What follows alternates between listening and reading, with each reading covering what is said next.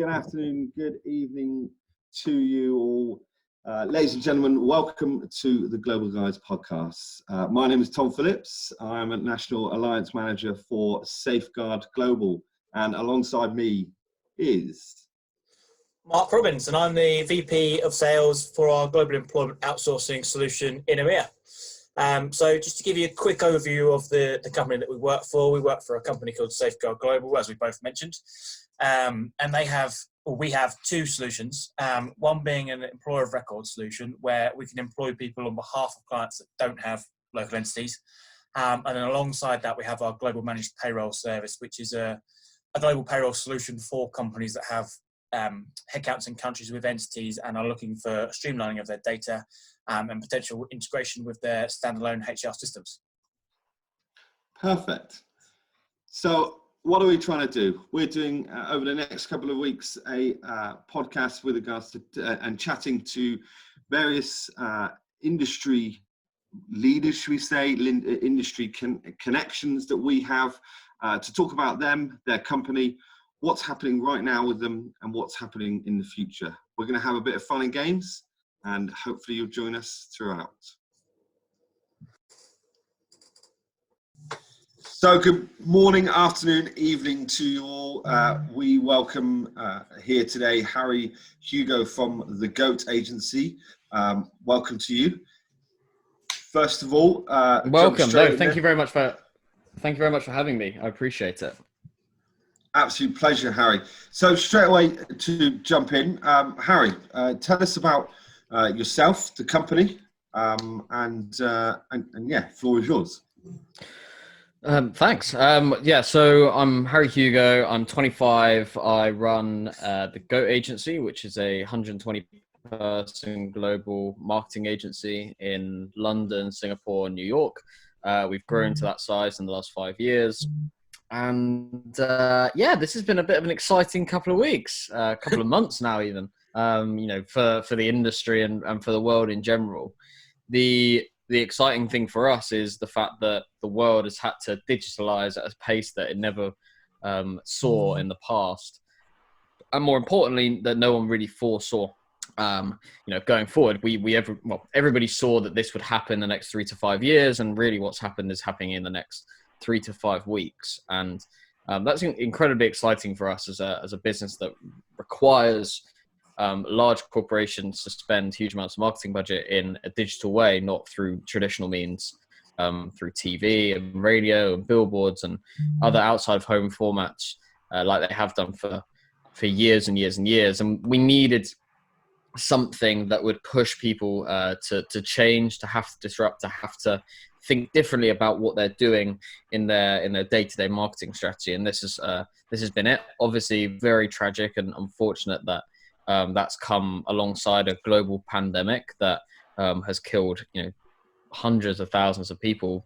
But from a business point of view, the repercussions of that pandemic, the forcing of everyone going inside, the forcing of workplaces being shut, the forcing of public transport being shut, the huge increase in social media usage, all these things that have been consequences of this horrific thing that's around us have actually been very, very positive for us. So, so that's kind of where we stand. It's been a crazy time, as with every business owner or senior team in a business. There's a lot of decisions to make, a lot of things that you have to think of in this weird situation that we find ourselves in, and things we never had to think about or thought we would have to think about in the past.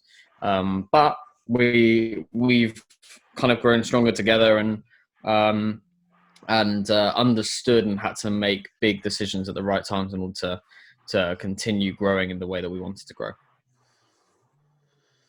Great. And we saw that you released a new part of your business as well, the Purple Goat. Did you want to tell us that as well? Sure. Yeah. So Purple Goat, something that we've been talking about for a long time is how disproportionately some social groups are used within advertising.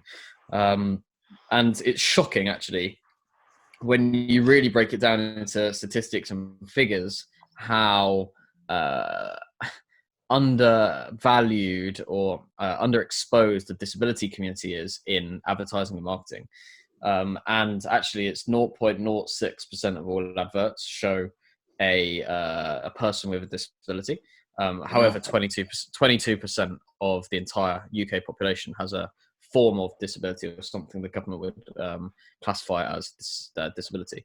So, that disparity between what a marketing message or marketing campaign is showing and the total population that they're marketing to is ridiculous, to the point where you're not resonating with the audience like everyone keeps saying that you need to. You need to resonate with the audience, you need to be authentic, you need to be, true to who you're targeting. Well, that's just not true then, because you're putting 0.06% of your advertising towards a market which has 22% market share. It just doesn't make any sense. So, are Aaron, Nick, and I disabled? No, we're very fortunate that as three perfectly fit and healthy people, we're okay. But what we do understand is that there is a requirement to change that thinking in advertising and in the general society as well, right? That inclusion is very, very important. And I think there's been a lot of work in order to get, obviously years ago there was huge, gender diversity issues. There still is. There's ethnic diversity issues across the UK and across the workplace, but no one's really focused on the disability inclusion part, especially in work and advertising. And that's something that we're really quite passionate about. And then we met a guy called Martin Sibley about 6 to 9 months ago, who is this super inspiring guy, unbelievably switched on. He felt like we'd met another one of us. And we're like, okay, fine, this guy's got something, and how can we do something together? He had a business himself. And then we just, talked about it maybe 3 or 4 months ago and said, okay, well, why don't we kind of come together and build this superpower? We have the access to the brands. We have a brand ourselves. You guys have the knowledge, the hands-on experience of the disabled community, which is, I think, incredibly important when you're trying to be empathetic towards that community when you're advertising to them. And also from a brand's point of view, when it comes to buying a campaign from a company pushing the disability inclusion or diversity, actually having a spokesperson for that community as part of that conversation, I think is very, very important. So Martin really, really ticks that box for us. And he's a great leader and someone I'm very, very lucky and fortunate to call a friend now and a business partner. And it's going to be a different kind of journey. We're not expecting it to be as big as Oak can ever be. But can we make a bit of a change? Yeah. Is there a huge business opportunity? Which, I'm not going to get away from the fact that this is a business. This isn't a charity. We're not setting up we're not setting up a feel sorry for us movement. That's not what this is at all. And if anything, it's the opposite. Don't feel sorry for us. Just look at the facts. This is a business error. This is a society error. From a financial point of view, you're spending all this money not targeting a huge amount of people who have an unbelievable spending power. Target them in the right way, and you'll get them to spend with you. It's a simple. The way you can get like trillions of pounds of spending power is just by being slightly smarter. And then you instantly stand out from the rest of the marketing and brand world. And that's just a simple win for us, and one that we think we can capitalize with on Purple Goat. It's, testament to you and yeah, incredible new journey for you and staggering figures, to be fair. And like you said, that just thinking smarter. It's shocking sometimes how people don't in business as well and don't look at that side of things. So you touched on, obviously, with regards to the industry having to, I suppose, change within 3 to 4 weeks instead of 3 to 4 years of what the potential plan is. Sure. Do you think the industry will continue to stay the same on the digital side of things, or do you think it'll, post obviously COVID and the pandemic, do you think it will slowly go back into old times but then maintain the digital side?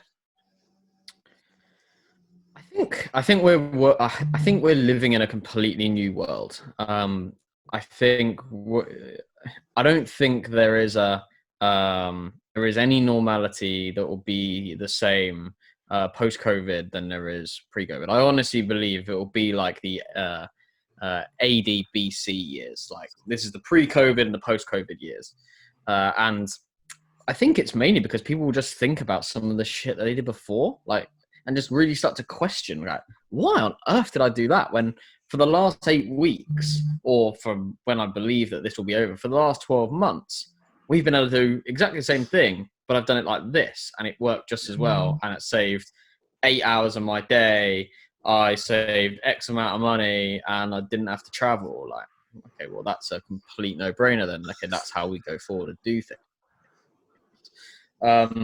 So I think, will the world go back to any sort of normality? No, I don't. Or what I believe is the old normality. No, I don't think so. And if anything, I think we will see further digitalization through other means as well, be it through marketing, be it through connectivity, be it through just general like reimaginings of what the world looks like. I do not believe that there will be offices in the same way. I think commercial property is in a real problem right now. And I think coming out of this, it's going to be in a terrible place. I think house prices and the disparity between in London and out of London house prices is going to completely separate, because the requirement for someone to be in London is irrelevant. And therefore city centres, as we imagine, or as we know them right now, just become, not obsolete, but they become certainly a decent whack less valuable than they were pre-COVID. So is the world going to have city centres in the same way as we do now? I don't know. So I think there has so many different societal ramifications, which also has, and because of that, and because of the technological world that we live in, furthers a digitalization. Do we need to work in an office? No. Okay, well then we don't need to live in London. Okay, let's move out of London. Okay, we need a good internet connection then, because we need to do Zoom calls. Then we need more productivity tools in order to make that work. We need to advertise in a different way, because not everyone's in the tube, and not everyone's picking up a newspaper, not everyone's doing, like, everything shifts off the back of like one or two different things. And that is so exciting for us. So exciting. We've been hoping for years that there would be a recession of some degree in order to kickstart our business to a next level, because with every recession comes huge opportunity.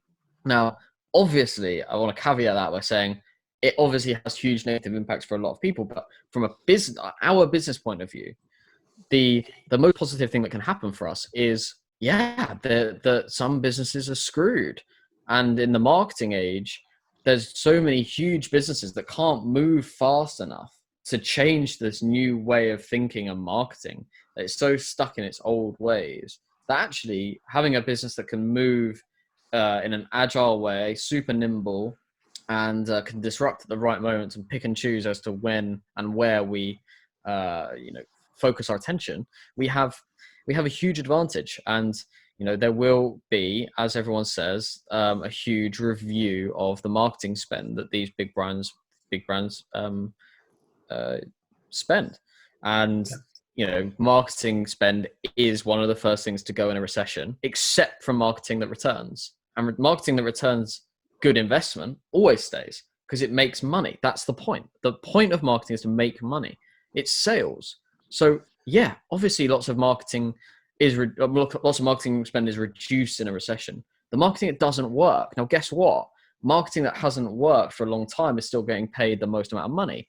TV, radio. Now, I do believe that those things have a place, but do they have a place at 70% of these ad spend budgets? Absolutely not. It's not where 70% of the attention is of the human population. Look at what's going on right now. 70 to 80% of the entire population in the UK is looking at their phone for like 50% of the day. That is where you should be spending the money. And that is the thing that's going to change. Now, will marketing budgets decrease in a post-COVID world? Yes. Does that scare me? Absolutely not. There is going to be a huge shift in digital's percentage of budget going up.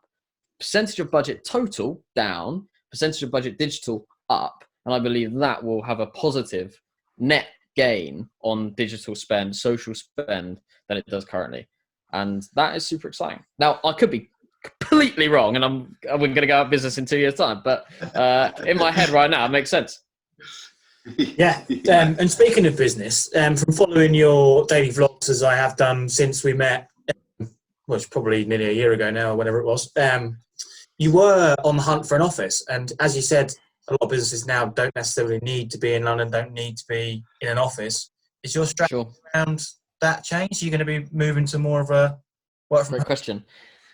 Yeah, so yeah, we went on this, and I mean, it's looking back on it, I mean, it's the biggest waste of time we've had in the last 12 months. But we spent a year looking for a new office, spending unbelievable amount of time trekking around offices. We probably looked at like 50, and it's not easy. Sorry, looking for an office of the size that we require in the spec that we require for us in London. Very, very difficult because there's only a finite amount of places that we could move into. And yeah, I mean, it was just completely wasted time. We were 2 days away from signing the heads of terms from the office that we we're going to move into, before we had to go and work from home. So we seriously dodged a bullet.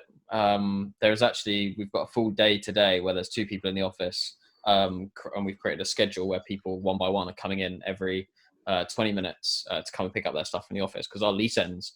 What's the date today? It's 13. Our lease ends in 13 days. So we're done. We have no office space. We've cancelled our office in Singapore, cancelled our office in New York. We have no office as of the 23rd of May in London. And yeah, so it's great. We've saved about £100,000 a month, in exactly the right time, which is great. So it certainly saved jobs for us. Just fortunate timing. But what it looks like going forward is we want to reimagine what an office is. We still believe there should be some physical premises in some degree. We believe that actually the value that people have seen from the work from home movement is not necessarily the work from home aspect, is the ultimate flexibility. That's what they've appreciated. And so what we want to do is reimagine an office and actually rename offices to venues. We want to create GOAT venues around the world. And those venues are not limited to one per city. Could be like we're looking at potentially having 2 in London, one in West and one in East, because we totally believe that the commute is dead. And therefore increasing someone's commute time by an hour is just stupid. If you live in Putney, then why should you have to commute to Moorgate? It makes no sense. Again, like this is, if you'd have told me that 6 months ago, I'd go, well, tough luck, mate, getting the train. Whereas now I'm like, yeah, I'm losing an hour of your time by you sitting on the train for an hour. Like the mindset shift has been incredible. So yeah, like we're looking at potentially having a West and an East, to reduce commute time. We'll have smaller offices or venues. And they won't be stacks of desks. That's not the point. So we've got 120 staff.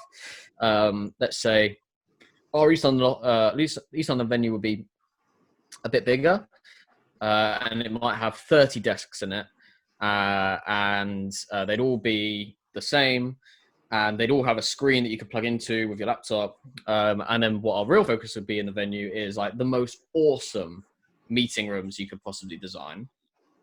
An amazing event space where we could host events, a bar, an awesome kitchen, and then like awesome creative space with beanbags and whiteboards and just brainstorming areas. Yeah. And that's it. We don't need banks and banks of desks. That's not the game anymore. Do I believe that some people will choose to work 9 to 6 every day in the office? Yeah, some people might. Some people might not have the living premises to make that work from a work from home environment every single day of their lives. Some might not want to do it at all. Absolutely fine. I think the key thing coming out of this in the post-COVID world is going to be flexibility. And I think the only thing we will put in place is a minimum of 1 day in the office a week, not full day. But we will want some sort of level of contact time a week. more Yeah. for, and that won't be managed by us as directors. It'll be managed by their manager, as in like what I would like to see is at least that team come together once a week in person, brainstorm, like, work out what they're going to do, like whatever it might be, reconvene. I think that's valuable. I think face-to-face time is still going to be super valuable. The other rule will be all London external meetings to be done in a venue, because there is a huge value to doing a sales meeting face-to-face.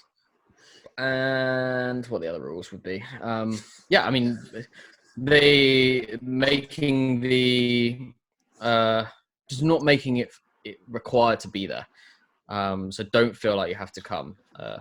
But what I see people doing, and what I would see myself doing, is going in an hour before my meeting, getting some stuff done, meeting someone there, doing something for like half an hour afterwards, and then going home and doing the rest of my work from home. Unless I had something else later that day that I was meeting someone. That's how I accept people will be working. And also I'd want to do all creative brainstorms, all planned creative brainstorms in the venue as well, because I think that, again, that creativity, that spark, that energy is very, very important when done face to face. But yeah, that's how we see it, right? That, you know, we might have 15 desks in West London, 30 desks in East London, and we don't expect to see any more than 25 people in a venue at any one point. You know, not forced. If 100 people want to come in that same day, then so be it. We'd still do we'd also make it mandatory that all our company meetings were done face to face. So everyone would come together at least once a month in the same place. That would be part of the event space that we put together as well. So yeah, like, I don't know, we haven't made any decisions, but that's like in our theoretical plans currently is kind of where we're at, because we're in a very, very, very fortunate position where we have no commitments to anything, right? We can just completely redesign it from scratch. Whereas there's going to be a lot of companies that are going to have to shoehorn in the post-COVID world into a pre-COVID office. And I feel for them, because it's going to be very, very difficult, because the whole workplace dynamic, the whole commercial property dynamic is like, it's the thing that's going to change the most. So, you know, people that are still going to have to go back to work 9 to 5 and commute for an hour. I mean, that's like living in prehistoric times. Like, it just makes no sense to me. No. And it shouldn't make sense to anybody, because it's just proven to be wrong. Everybody who doubted it, and I include myself in that, who doubted that work from home was possible at scale in a highly productive way, were just wrong. The fear of work from home is gone. You can't argue that it works. Now, I believe there's definitely a balance to be had. There is very much a requirement for face-to-face time, because I think it allows people to develop faster. I think it allows people to understand things easier. But at the same time, I think there's a level of autonomy and a level of people actually getting on with things and making decisions for themselves from work from home, because organizing a call, getting that call agreed, and then getting on a call is a 3-step process, rather than just asking someone to the right of you and asking a question. Like, they just don't. People are just too lazy to do those 3 things in order to get an answer. To just work it out themselves. So, you know, that's the laziness is the reason why they ask the person next to them for the answer to the problem anyway.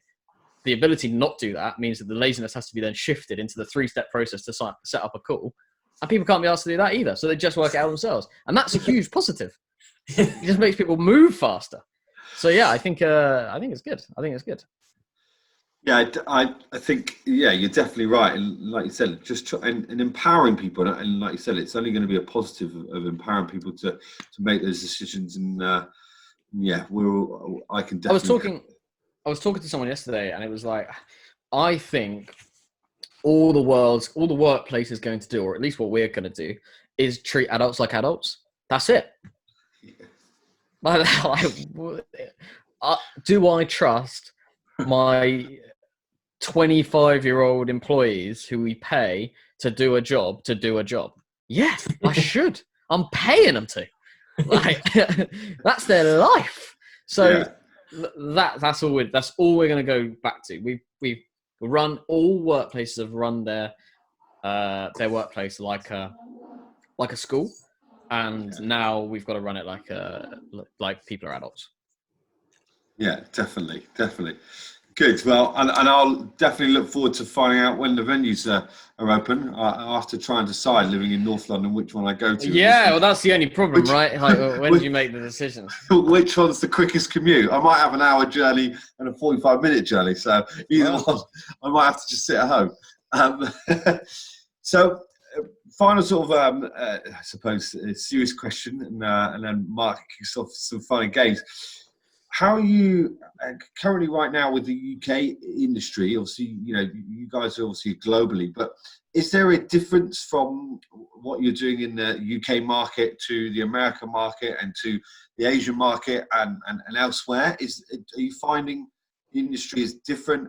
Is everyone reacting different, or are you finding it's, most are on the same level playing field? Great question. I think the interesting thing about Asia is that the Asian year hasn't really started yet. We had New Year, then we had COVID, then we had Chinese New Year, then everyone was back to work for a week, then it was COVID, then everyone was back to work for a week, then it was COVID. So Singapore was back to lockdown. You literally can't see anyone. So their year hasn't started. They've had no time in the office, and we're mid-May. So Asia is it's just a mess, really, in terms of like understanding who's in what situation and what they're doing. US is all right because it's so big. The US, lots of people work from home anyway, or all deals are done over video call anyway, so it hasn't really changed. And actually, American companies are very bullish, probably due to Trump's bullishness around the economy.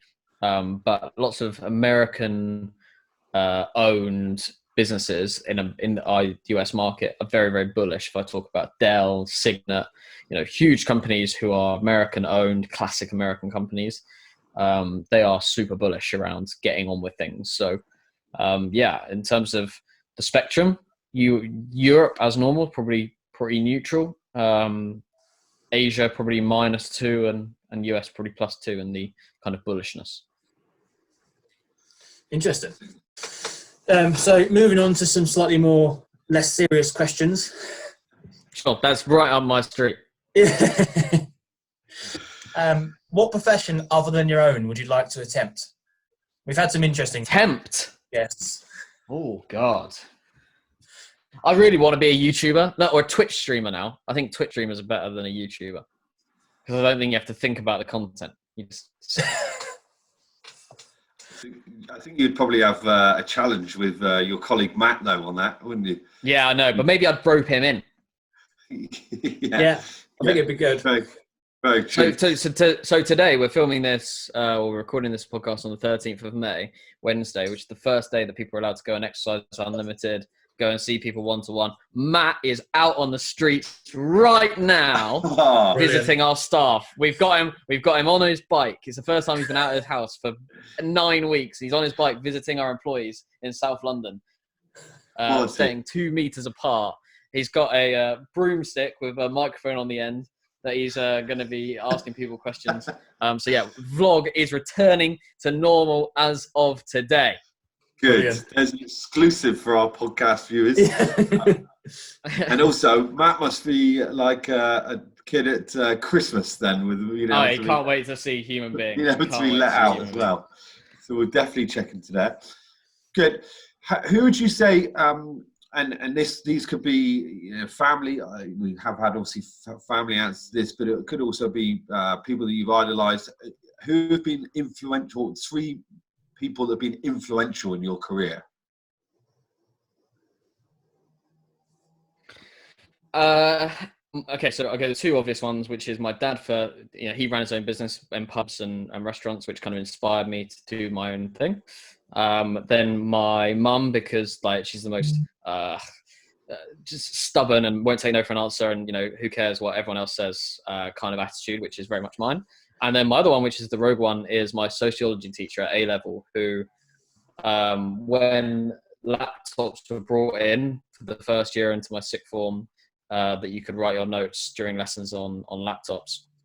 All my other lessons banned me personally from having a laptop in a lesson because I was building websites. That was my 16 to 18-year-old sort of passion. And then I built a website business off the back of it whilst I was doing that. And then he didn't allow me to. He did allow me to have my laptop as long as I bought another laptop with the money I made from my business in order to write notes on one and build websites on the other in lessons. And yeah, that kind of influenced me in order to really kick on and do things. And I got 2 Ds and an A in my A levels. I got an A in sociology, and I got 2 Ds in things that asked me to concentrate. Brilliant. Good work to them. I think Dad's probably been the highest featuring single person as an influencer that we've had so far. Yeah, definitely. Yeah. Well, my dad. Not necessarily No. your dad, but Dad as a brand. Never know. We might be able to get him on an good. episode. Cool. Yeah. So Let's see. So this question sort of ties back to our podcast name, and we've had some, I don't know if you've seen any of our podcasts yet, but we've had some interesting answers from different people so far. Who's your favourite global guy? And I suppose I should probably say other than your dad. Although you could have him. Yeah, my dad wouldn't be my favorite. Nah, he wouldn't be my favorite global guy. Who would? He's a bit of a populist answer right now, but I really like Elon Musk. I really like him. I think he's obviously super smart, incredibly disruptive. Kind of embodies that don't give a shit attitude, which I really like. He's not only a master of tech and technology and future, but he's also a master of marketing and understands the advertising space probably better than most. And yeah, probably him. Good. We haven't had him yet. No, great answer. Very, everyone's given a new or a different answer, should we say, going forward. Good. Well, Harry, we really appreciate, obviously, you coming on today and being with us for this podcast. It's very insightful into the industry that you're in, and really excited to find out about the projects with regards to the venues, but also to follow you on the goat side of things, but also the purple goat. And I think that's something really important that you highlighted at the beginning with regards to the purple goat and that exposure and good luck with that going forward. For those of you that are listening to this, Harry's details will be on various social media platforms. We'll include it in his podcast with regards to the website, and look at the daily vlogs and everything else. They're a lot better than ours, but we're striving to improve. But from me, Harry, thank you ever so much for joining us today. We look forward to. Thank you for having me. Perfect. Cheers, Harry. Thank you.